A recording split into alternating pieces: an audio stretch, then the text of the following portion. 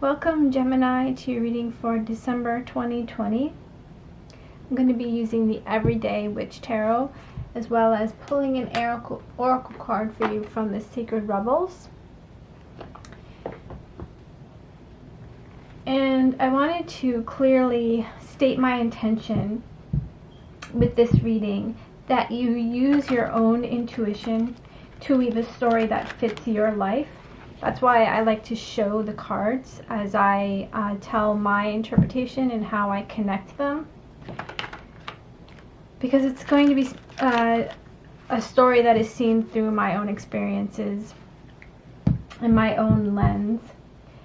But what I enjoy about watching tarot readings and watching other readers is hearing their perspectives. Hearing how someone whose life is different from my own reads the cards, and in doing that they share their wisdom, their life experience. But always use your discernment, because words are powerful, but only when you believe them and only when you put emotion behind them.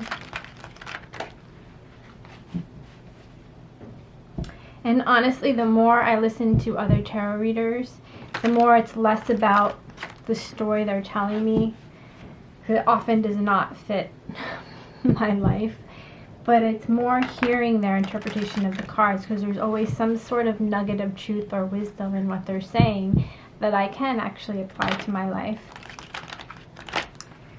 So, having said that, Gemini, let's get into your reading for December 2020.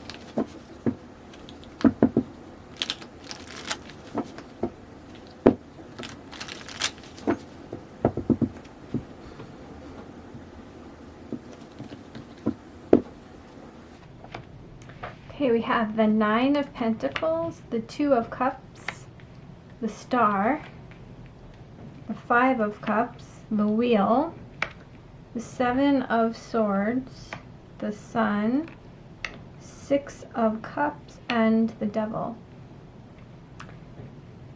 And this little messenger of truth is at the bottom, the Ace of Swords, cutting through any nonsense, cutting through confusion, communicating a truth. So we have some major arcanas here. We have the Star, the World, the Devil, and the Sun. We have number 21, the World, in the center, closing out a cycle. She's releasing her hat into the wind, ready to start something new. And I like that it's coming after this Five of Cups. So it's like we're releasing whatever regret or sadness we experienced in the cycle that just ended. And with the Seven of Swords, there is a danger of letting our mind return to a place that doesn't serve us. The Seven of Swords. I've recently come into a new interpretation of this card as being self-sabotage. Our mind, the swords represent our thoughts, and the way that our thoughts can play tricks on us and can really sabotage with the stories that we tend to tell ourselves that aren't rooted in reality.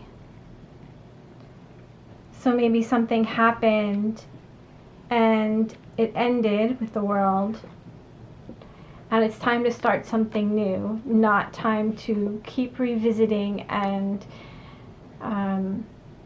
telling another story about what happened.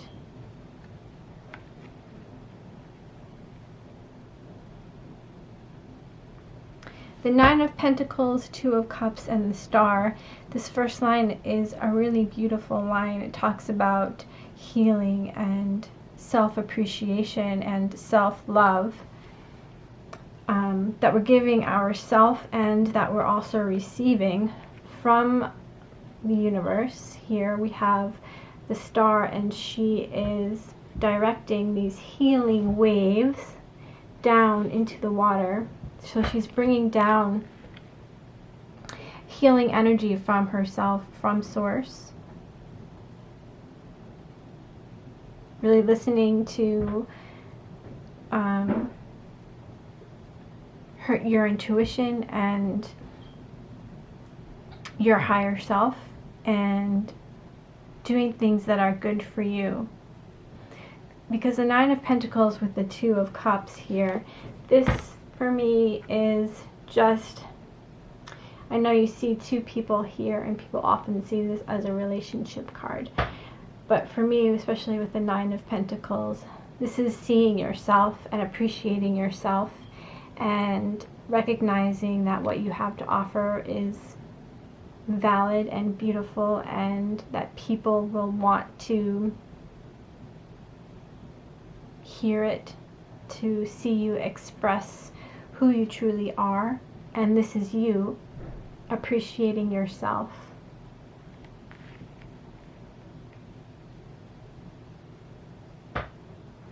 It feels like we are really moving into this place of self-care and self-love and appreciating who we are, and ready to walk a path that is true to who we are, that's healing to us.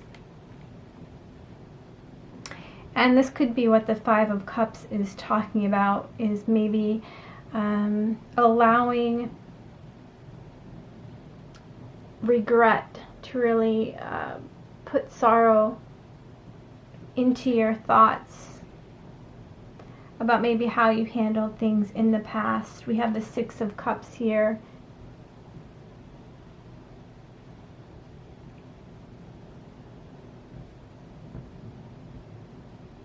But with the Seven of Swords and the Devil, I do feel like that is the danger, is that something has come to a close, and we are doing really good things for ourselves. We're doing a lot of self-care and healing, and we're listening to our higher selves. And the Sun is here as well. Very beautiful warmth and transparency. And we're closing out whatever cycle has had us in this Five of Cups energy of sadness and regret. We're closing that out. And we really need to be aware of the potential for the Devil and the Seven of Swords here, because the Ace of Swords is the overall energy here at the bottom of the deck, and this talks about truth and cutting through confusion and lies and illusions. And that is the work of the devil, right? The work of the devil is to create confusion, to keep you chained to maybe some stories that you're telling yourself that aren't true.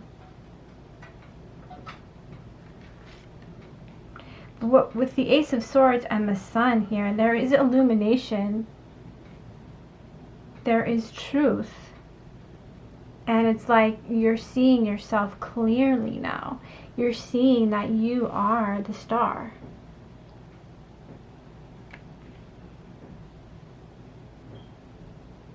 Maybe whatever, happened in the past, because we see this man offering this little girl flowers, and then we see this devil offering money and ice cream to these kids. It's actually a really pretty funny devil card. And it's almost as if this has become quite obvious, this energy in your life, which really just comes from your own potential to self-sabotage yourself. We all do it with the stories that we can our minds can really trick us and tell us stories that just aren't true. And even with the Six of Cups, there could be even though this looks like a pretty benevolent card. And normally I read this as a very nurturing, feel-good family card. It's almost like a mentor. But because he's next to the devil and with the sun here, it's like you're receiving some illumination that maybe what you thought was someone giving you positive advice, giving you a leg up even, wasn't really helpful to you. They're really only serving themselves with the devil here. Someone who wants to keep you small, wants to keep you chained to them because they are full of fear, or they are full of, or they see that you are the star and they like your energy and they just want you around them. But once you put all of this in perspective, once you see the clarity and the truth of this, you then can give yourself what you need. You do not need someone else to tell you you're the star. You tell yourself that. You don't need for your own mind to tell you that you need other people or that you need to be chained to a situation that doesn't serve you. You know, she's releasing her hat into the world.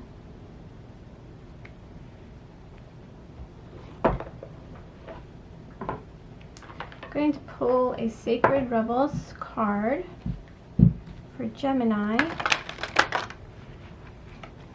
for December.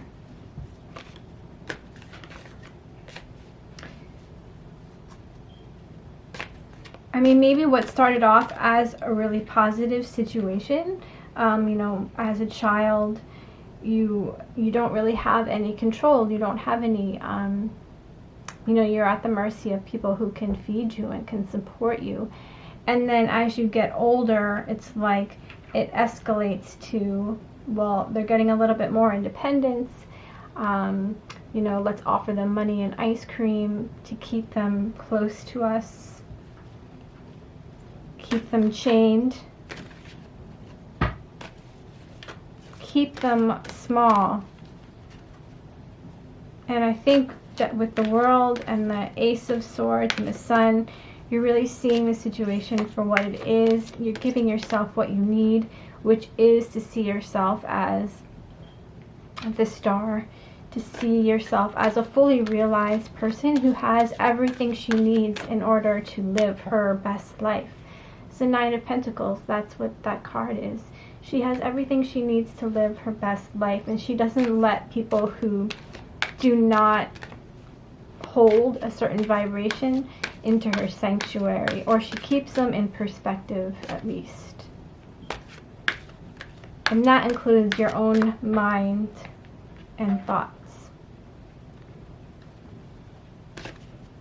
So, Sacred Rebels, what else can we add to Gemini's reading? Collaborative dreaming. Number 28. Your heart is big enough to dream not only for yourself, but for a new humanity. Imagine a world that is healed with respect, understanding, and with community that fosters positivity to the greater good, because that is the nature of your heart. Your heart naturally and intelligently cooperates in a grand scheme of love and creativity, working to heal the hearts of the world. The heart creates win-win situations that benefit the individual and the collective. You are being asked to honor your growing desire to co-create with conscious, like-minded people. Your collaborative dreaming is a heart-inspired win-win, bringing mutual enhancement to yourself and others. The heart wants to love and be loved. Working with others creatively is a way to allow the heart to grow. It is a chance for you to learn how to honor yourself and others, and to bring ways to live and let live. And to find ways to live and let live, simply by growing and strengthening your active trust in your heart's guidance. Yeah, I sort of feel like that is what is needed here. You are wanting to be with like-minded people and needing for there to be a feeling of allowing others to live their life and having others let you live your best life. This oracle is guiding you to stay in your integrity, honor what you feel, and remember why you choose to open up to a group endeavors in the first place, especially if the group involvement becomes complex or challenging. Call on unconditional love each day and evening. It only takes a moment to do. I call on unconditional love. Please help and guide me and this project.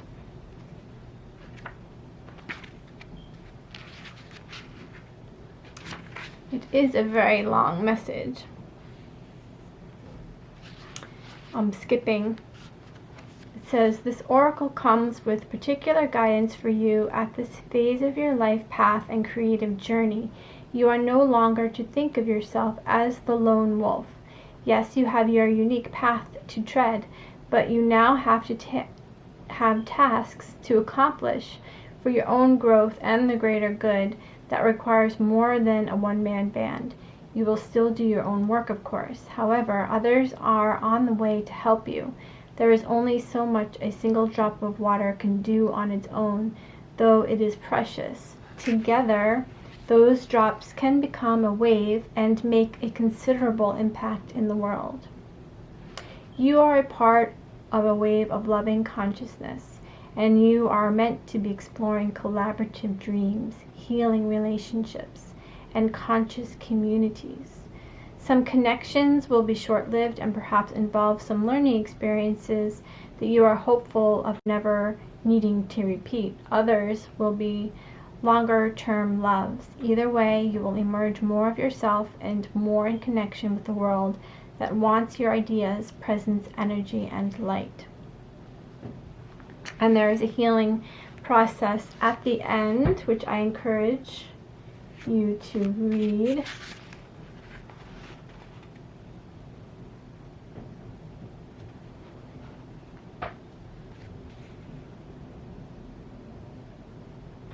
The world wants your ideas, presence, energy, and light.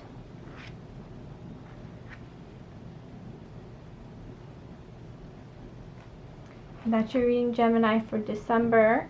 Thanks for listening, and please like the video and subscribe to my channel, and have a great holidays. See you in January 2021. Bye, Gemini.